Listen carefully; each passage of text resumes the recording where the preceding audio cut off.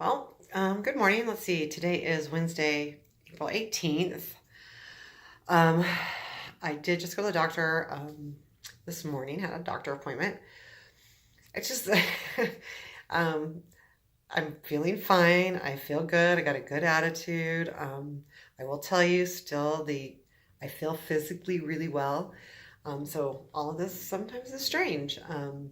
And it's important to know if anyone else is going through this or getting this news or if you know someone that's going through it and help you to understand, it is really this, it's almost like you're trying to figure out what's wrong and you feel good and you want to go do things and then all of a sudden, I do lose a little energy, but being in the hospital that long, you're not moving around much and you get tired.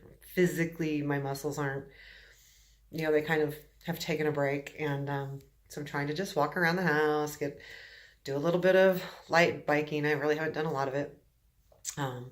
Start painting today because my rear end hurts from sitting. However, I don't want to overdo, I don't want to hurt myself. I don't want to, cut myself or anything like that. So, so I had a doctor appointment. And I did not realize this, but the kind of leukemia I have, which is Philadelphia positive ALL, likes to visit the brain. So I did not know that. I thought it was just all blood, but it likes to go and knock on the brain's door. So, which I'm not sure. It's kind of scary a little bit, but what they'll do is, in a week, I will get a lumbar and they'll check my fluid into my brain and make sure that it's free or clear. If not, that just probably means a little more extensive chemo. And worst case, if it really doesn't clear, then it's brain radiation. So that was news I wasn't expecting. It's scary when those little things come out. I mean, it doesn't mean it's going to happen. It can happen, and it's good to know that it can happen. I was upset at first. But again, I just got to ride the wave, right? I mean, I got to do what I can do, and everything I can do is just make sure I'm physically preparing myself to be healthy as I can be, get stronger, which I really want to start working on. And the next thing I need to do is prepare myself emotionally.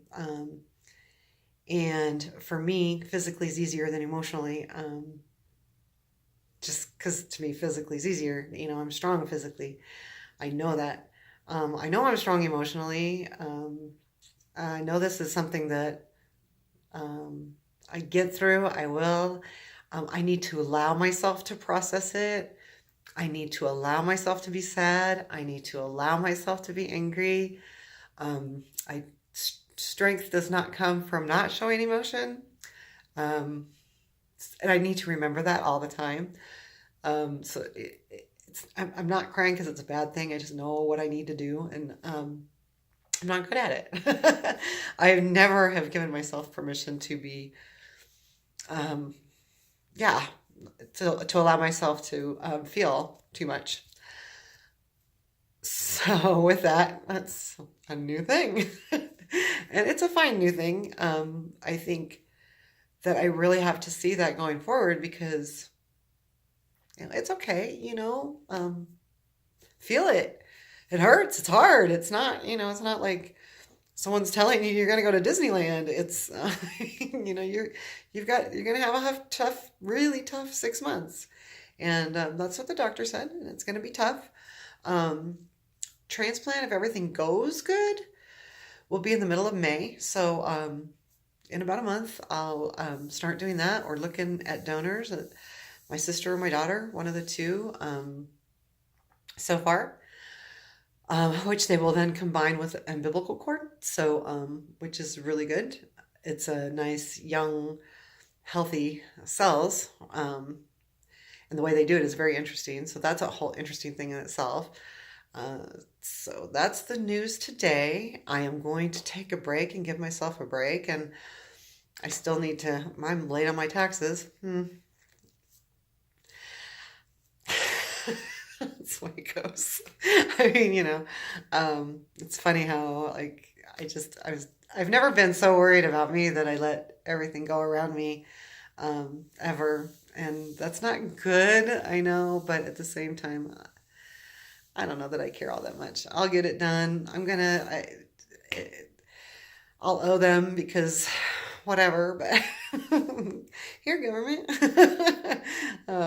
You can have my brain too.